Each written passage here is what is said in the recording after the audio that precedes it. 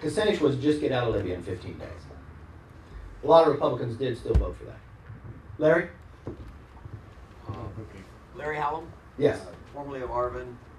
Taught there, and great educator. We're very proud of you in the Congress. I guess the thing for most of us here is we want to vote for the conservative position, which is you, as opposed to the Democrats. But I think almost everybody here has a question on the budget. Yes. When when Speaker Boehner got up and said we're only 1/2 of 1/3 of the government, it was almost like if you're in a car deal, you never want to bargain from a position of weakness.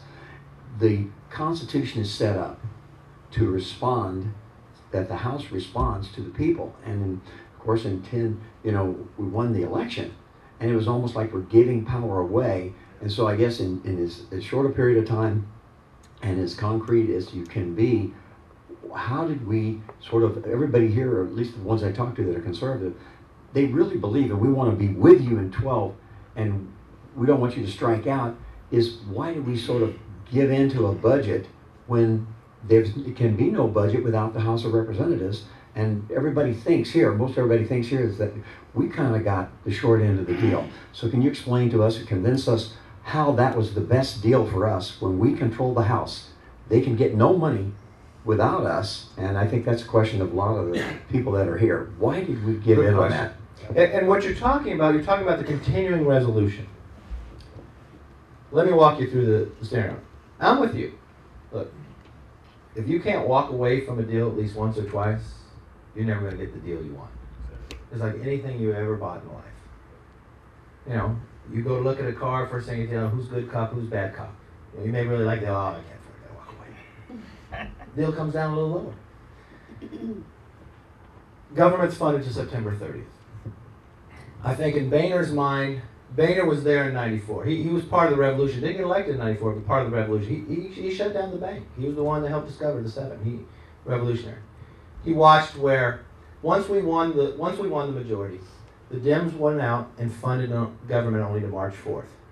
Because they said, okay, we'll give you a month and then you're going to be in a real bind. Put us in a bind. And when you read our pledge, we said we're going to go back to pre-stimulus, pre-bailout 2008 levels. And you said that it's going to be $100 billion the first year. The problem being is what transpired from what you read. We said we're going to go 08 to the 08 levels. Well, when we wrote that, the president's budget was out there. We assumed that was going to be passed. It did not get passed. So first of all, you saved $20 billion from not getting that. But you don't get credit for that because it didn't get enacted. When we went into the argument, I think Boehner also looked at 1994. If you took the members that were there in 94, when government shut down, they thought they really lost. They watched things collapse. They watched the group break apart. I don't think there's one person in Congress that doesn't feel the same way from the Republican side as where you are.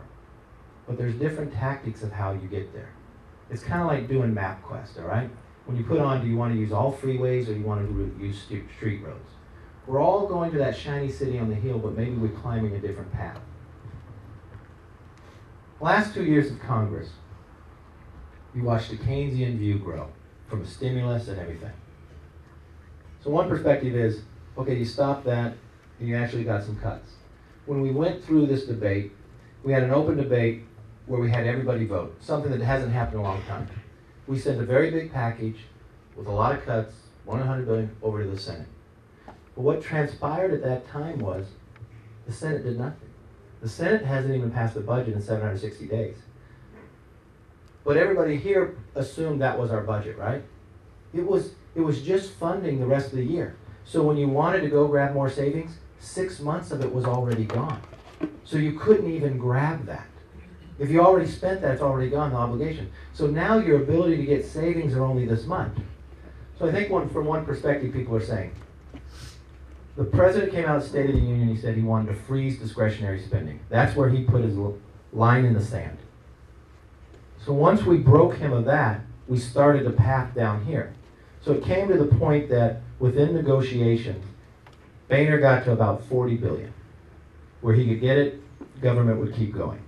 I do believe in the back of his mind he felt that If government shut down, it'd be the 94 scenario again, and we wouldn't be able to win the big battle of the budget. Because our budget cut $6 trillion. But America's thinking this is the budget fight when it's not the budget fight, it's the CR fight. So I think part of it was, this is a battle and this is the war. If I was able to gain 30 yards, do I take the 30 yards or do I give all that up and still have to fight from the back? I believe Boehner's decision was, we moved it this far. Now we're going to do the budget the next week is $6 trillion. Let's keep moving the ball down till we get to the end zone. We all want to get there. It's just, do you do a Hail Mary or do you do boom, boom, boom? So that's what, and it was a big discussion inside. And some people were upset you didn't shut it down. Now think from this perspective. We're in the fight of a budget, which the Senate again won't act, but you have the debt limit hanging over it. That is a much different shutdown than the shutdown before. Then you're going to have the September 30th. We're going to be back to this fight one more time. One of the reasons why I think he got to where he did, when the Democrats would not act, we decided to do something. If you're eating dinner, you can eat many different ways. When I was young, I'd take too big of bites, right? Or you can take small bites, but you can still eat as much as a person takes big bites.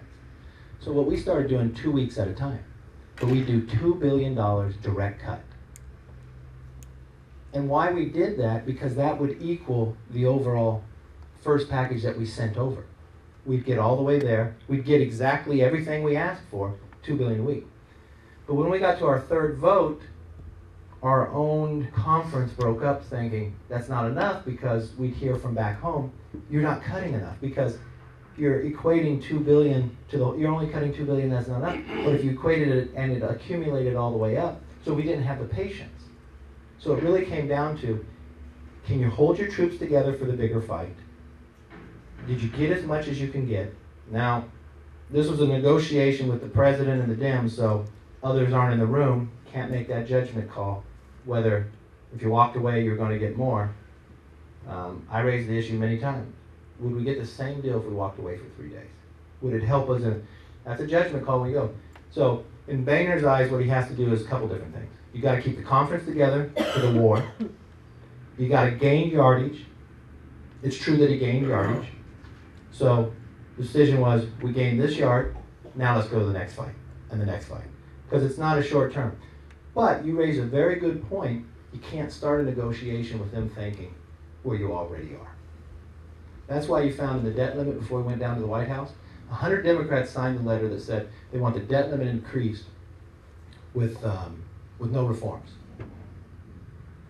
Well, we voted that down. Then we put it up and they got mad at us and we voted down. A lot of Democrats joined with us. So we went, okay, now what's your next idea, Mr. President? Because even in our budget, where you saw that graph, even in the Republican budget, you're going to have to increase the debt limit. Because what it is, it's like taking over a business that's been mismanaged. Okay, I got in it. They just spent all the money. I need to have working capital to turn this around to make sure we're not doing this anymore. So ours will increase the debt limit about $4 trillion, even though we cut $6 trillion before we put it on the path down.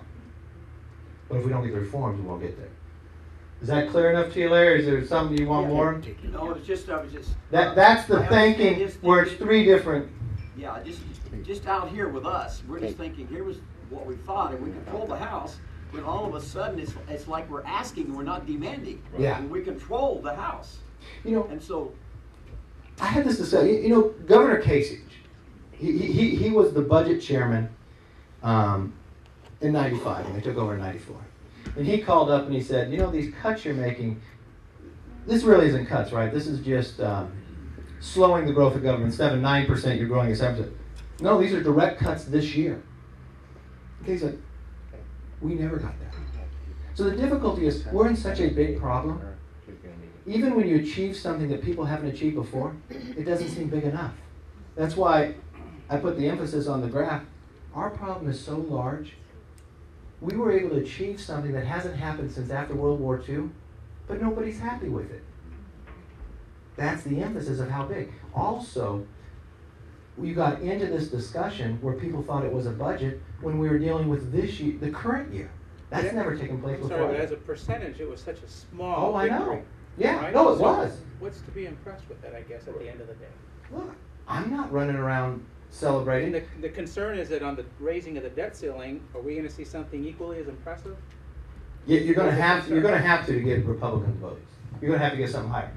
The only thing I can say from the perspective, look, it's not something you celebrate. But I usually work like this. I work to where do we all want to get to, put that in our mind, and then you work backwards. If I'm in a great big ship and it's going the wrong direction, can I turn it like this or can I turn it around? So what I have to do, we all want to get here, right? Where we want the budget to be balanced, we want growth in the private sector, we want to reform the regulation system, we want to reform our tax code, we want a new energy policy. So what are all the steps? Can we get them all in one day? No. But what has been going on? You had government taking over automobile companies. You had a stimulus of $1 trillion going through. That is now stopped, mainly by people having election changing. And now you're starting the course, instead of government spending, government cutting. So the first part is, it's hard to at least get the president to do the first thing. But at the end of the day, you've got to get it signed and agreed to. So the debt limit is a stronger argument and a stronger fight than the government being shut down. And I think what transpired, I think in Boehner's mind, it almost comes, can you achieve this? If you lose here, do we lose the momentum from getting more cuts along the way? And that's a judgment call. And it's not something we went and championed by any means. But is it 2 steps forward when we would have wanted to run 50 yards? Yeah. We have a question right here. Sure. Hi, Kevin. First, thanks for showing up and gracing us with your presence. I think communication between the citizens and the government is precisely what we need. Predator drones in Pakistan. I don't know if everyone knows, we've launched about 250 strikes of these assassination vehicles, which are a regrettable reality if used once or twice. But 250 remote-controlled killing of human beings is questionable. It doesn't comport with my concept of Christianity to begin with. But more practically, are you, and I'm going to leave this as a question, I don't want to put you on the spot because I know you didn't design this program, are you personally concerned that the continuation of these strikes in Pakistan right now, where things could be winding down in Afghanistan, are going to radicalize Pakistan, which is a very volatile government, one that has nuclear weapons, and apparently the moderates are trying to cooperate with us. But every time we send a new strike and violate their national sovereignty, even though we're not at war with them, then their radical politicians start screaming bloody murder. Last weekend they had tens of thousands of people screaming death to America. So that's my question. Are you concerned about that aspect of it? I'm concerned, but I'm also very concerned about who lives in Pakistan. Pakistan harbors the hardest of the hard. We're in a different war. We don't both wear uniforms and come to a field and look each other in the eye. When they attacked America, they came in a plane. They didn't tell us ahead of time. Pakistan? Not Pakistan, but where those same individuals, where they harbor now. Our battle inside Afghanistan, you know where they come across and when they come across? They come across when the winter thaws out, and they come from Pakistan over. The idea, you know what? Sometimes it's better to get people before they all congregate together. Not if you're not The one thing I would leave on the Pakistan question, I'll answer like this. Where was bin Laden living? He's dead. Yeah, but where did we have to go to get it? If I used your premise, you would have said I couldn't even gone in a helicopter, gone into his house, and taken him out. That's the exception. And the thing, well, I think we're going to disagree on this. But the only thing I would say is the sophistication of what we go about to how we target. They're always not going to be perfect, but the way we risk people's lives, of our own men and women, to make sure other people are safe. You tell me what other country would be able to go in and find bin Laden, the women and children. One woman got shot, but we didn't blow up their house. We didn't blow up the whole neighborhood. We went in and risked our lives, lost a helicopter to take that one person out. I would recommend this book to you, Lone Survivor by Mark Luttrell. I just finished reading that a week ago. That is the things we go about doing, and we're in war.